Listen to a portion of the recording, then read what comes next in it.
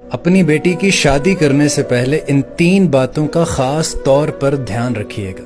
पहली बात, जिस घर में आप अपनी बेटी की शादी करना चाह रहे हैं, आप ये लाजमी देखिएगा कि उस घर के फैसले मर्द करता है या औरत करती है।